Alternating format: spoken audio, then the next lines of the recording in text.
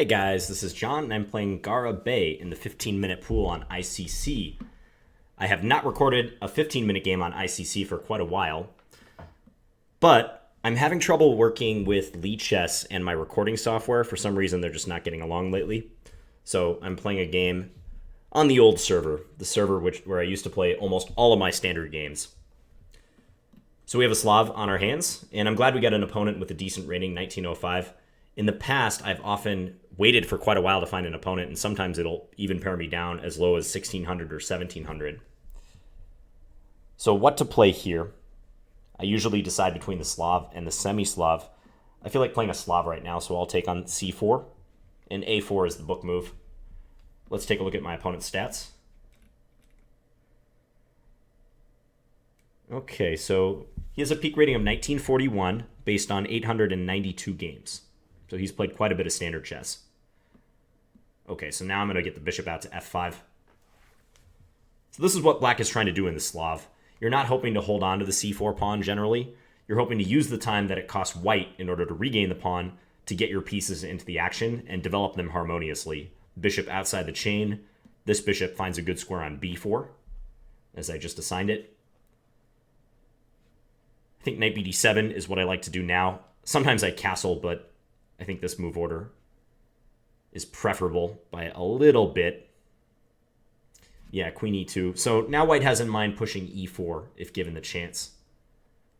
And there's a variety of ways you can deal with that. You could just castle and let white push e4, which I'm thinking about doing. You could also play bishop to g6, just a prophylactic move. Knight e4 is a move I've seen before in this position. Just trying to recall my theory. It's been a while since I played a Slav game, so bear with me. So castle e4, bishop g6, e5, knight d5. I'm familiar with that.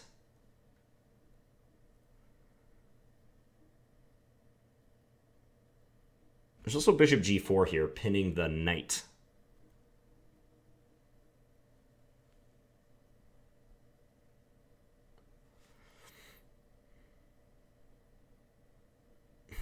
Yeah, let's just castle. I'm going to let him push e4 if he wants. I could sit here and try to recall the theory for a little while. I should know this better. This is actually a line I have to review before my tournament this weekend, just in case I want to play the Slav. So I'm recording this on a Thursday night. My tournament starts on Saturday morning up in northern Minnesota. I'll be driving up there tomorrow and just want to be prepared. Okay, now I could grab a pawn if I want. So bishop takes c3, b takes c3, bishop takes e4. How do I feel about that transaction? Well, white might jump the knight into e5, and I would bet that he's going to get some compensation. Yeah, that seems like an almost guarantee. What if I play bishop takes c3, b takes c3, queen a5, keeping the threat on e4, but also targeting that c3 pawn? That might be kind of an attractive solution, right?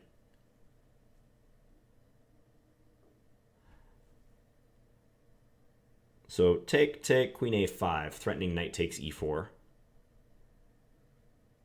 And if e5, I'm thinking knight e4 anyways.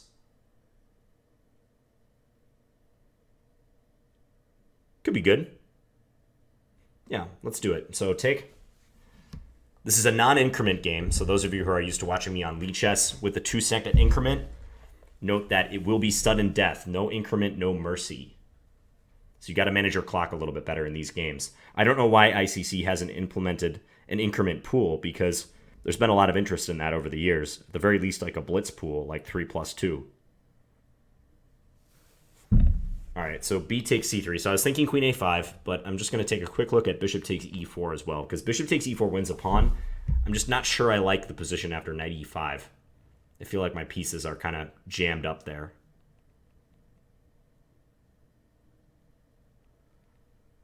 Yeah, bishop takes e4, knight e5. White doesn't have an immediate... Well, he does have an immediate threat. Knight takes d7, queen takes d7, bishop takes f6. So I'd probably have to play bishop g6. Yeah, I'm not going to risk it. If I had longer to think, I definitely would have considered that line, though. Wow, and he immediately takes on f6. So I'm probably going to take back with the knight because that's a double attack on e4 and c3. I'm surprised he did that so quick. Because now I think after e5, I might change plans and go knight d5 instead of knight e4. Maybe I want to keep this diagonal open for the bishop. I gotta be careful about doing stuff like that in case I mouse slip. I don't want to play bishop c2 or b1. But e5, I'm thinking knight d5 now, because if knight e4, I believe rook fc1 would be a good response. And if knight takes c3, there's queen e1, putting me in a pin. So yeah, let's do it this way. The knight is anchored here. We've got a great bishop. Our queen is attacking. Wow, and again, this guy just plays an instant move. Captures. So we've got another opponent who plays really fast and committal moves. Yeah, now I'm liking my game after this. I feel like he's going to have to go on the defensive to defend this pawn.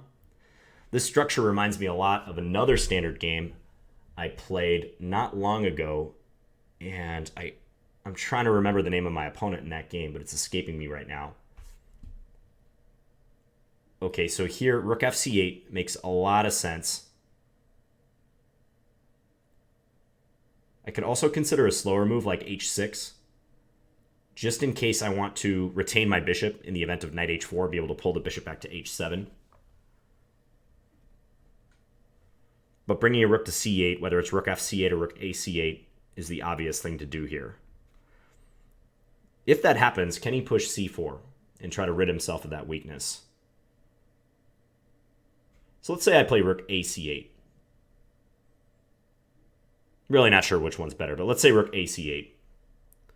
So rook ac8, c4. I have queen a6. That could be annoying for him, placing him in a pin. And if I can get him to play that knight to d2 move, he might be hurting for counterplay.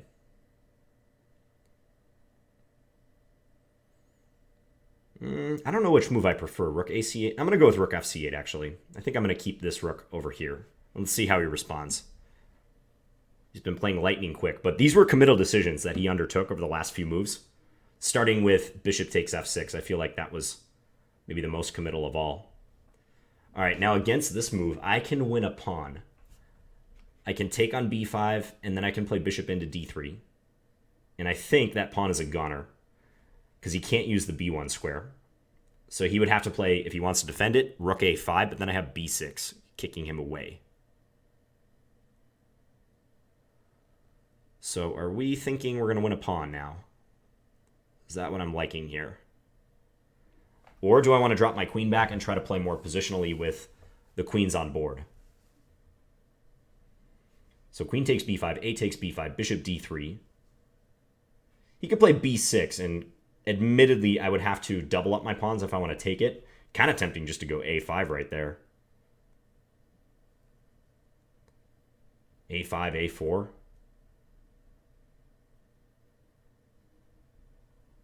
Guess he has rook a3. He can try to blockade on the dark squares. I'd probably be best off just taking that pawn. Yeah, just seizing that thing and trying to grind out the victory. I'm just trying to assess how difficult that technical task would be. Grabbing that pawn, clinging onto it.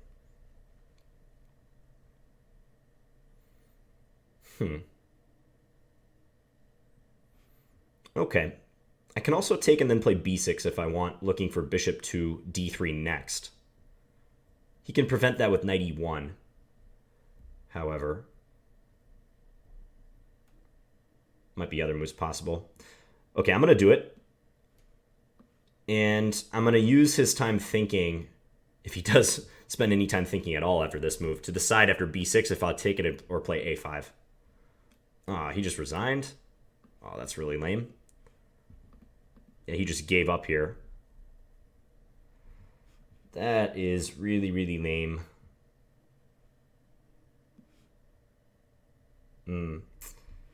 Yeah, he played at blitz speed in this one. In my head right now, I'm just deciding whether I want to post this.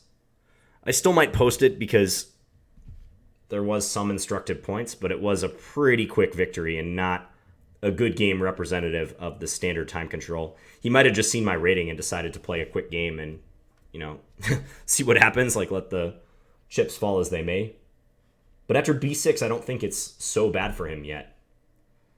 So if he plays this move right at the end and I take, yes, I'm up a pawn, but these pawns are doubled. he can put up a fight from here. Let's say rook takes a8, probably smart. As long as he's holding the c3 pawn, it's going to be slow going trying to win this thing. So I was thinking after this of playing another move like a5 or a6. Maybe a6. You know, I didn't mention this possibility, but maybe this is decent.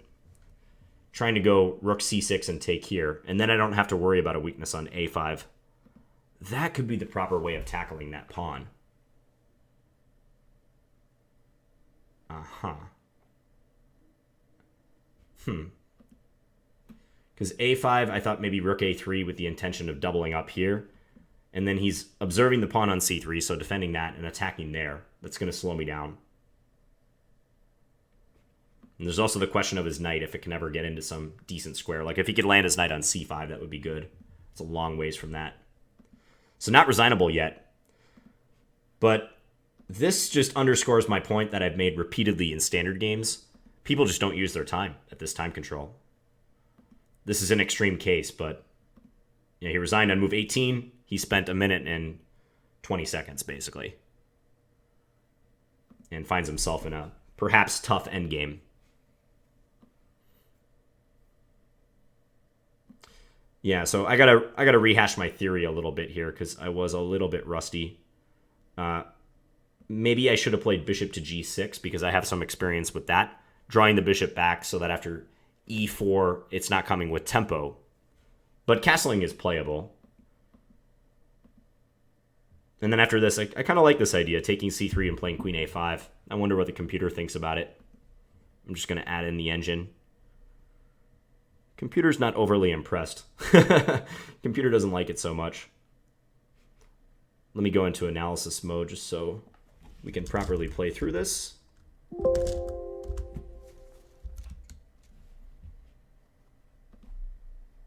Yeah, so here, bishop g5 does seem a little offbeat. Yeah, bishop d3 is the move that you often see with the intention of playing e5 next. Yeah, and then black can pin like this. So this is a major line. So how do I deal with bishop g5? Computer says h6 here, now take, and then take on e4. I was a little leery of this pawn grab. It does win a pawn, but it seemed to me that at various times knight e5 could be annoying, threatening to take, queen takes, and then eliminate the knight on f6, and finally take the bishop. So if I were to play, let's say, oh, did not mean to do that. If I were to play rook on a5, place the rook. Okay, let me get this game back up then.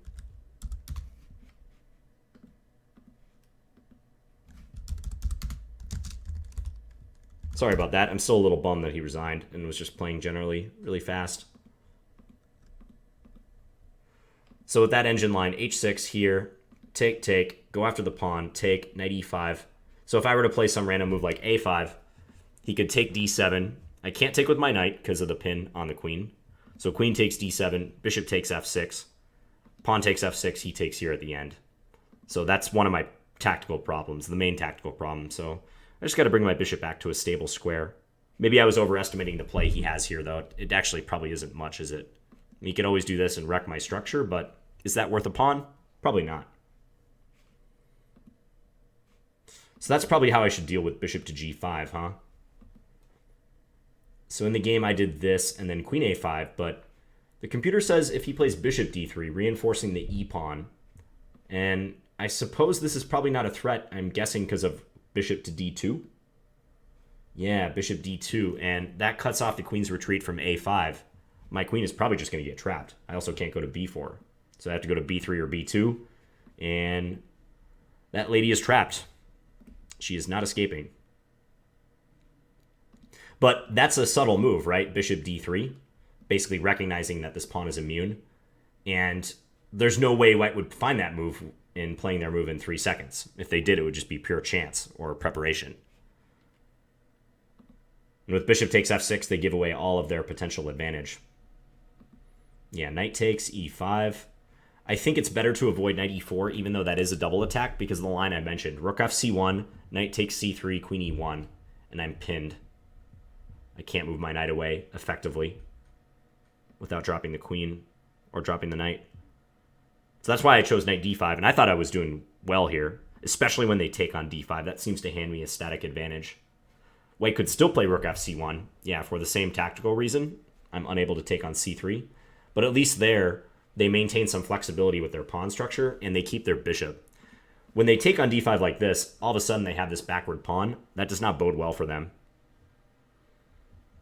Black just has a comfortable edge for free, basically, in this position.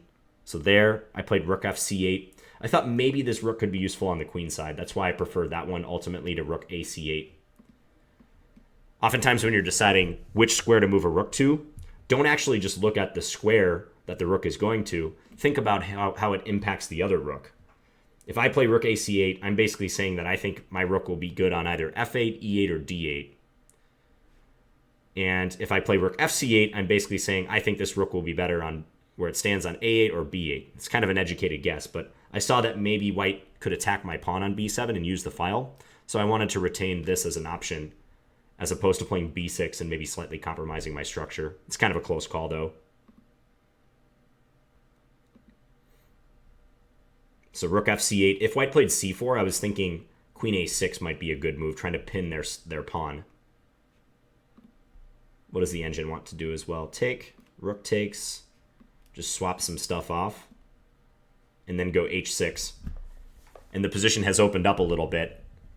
h6, a prophylactic move, just so knight h4 never runs, never allows white to just take the bishop. I always have this square. But I think that maybe bishop e4 to d5 is also kind of attractive. So trying to send the bishop to a stable central square. So white's just got this liability and no clear avenue for play.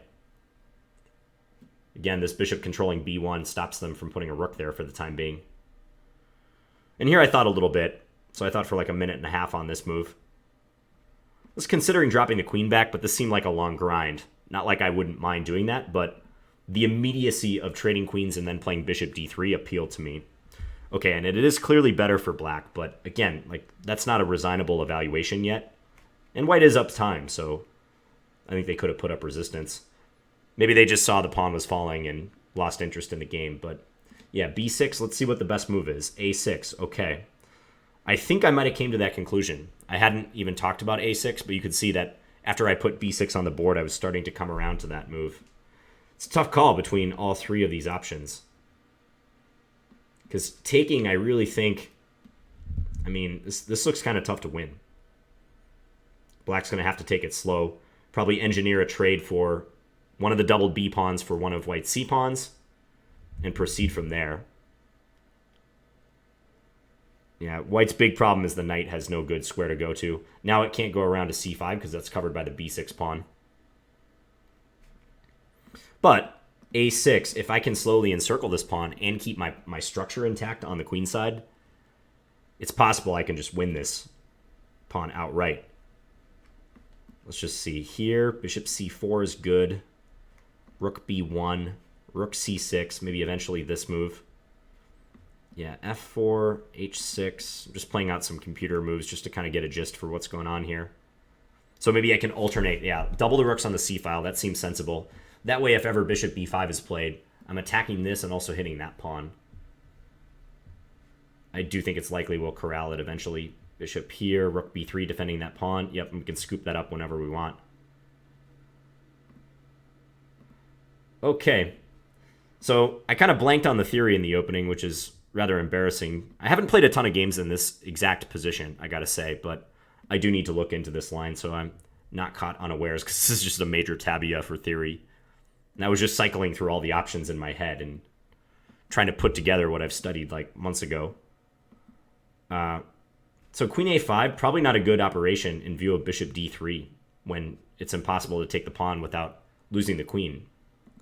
But, as we've seen time and time again, white just whipped off some moves and got in a bad position. All right, guys. Sorry for the abbreviated result to this game. I think I'm going to throw in a blitz game, too, just to try to make up for it. I don't quite have enough time to record another standard today. But hope you guys picked up a thing or two from this one. Take your time in those standard games. You're not going to do well spending a minute and 20 for the first 18 moves. You guys know that. And don't just get intimidated or lose interest in the game because you see your opponent's massive rating. Like, if you're working to improve, The ratings shouldn't even matter. You're focused on the quality of moves that you're playing. And the stiffer the competition, the better. That's how you should treat it. All right, thanks a lot for watching, guys, and I will talk to you later. Bye.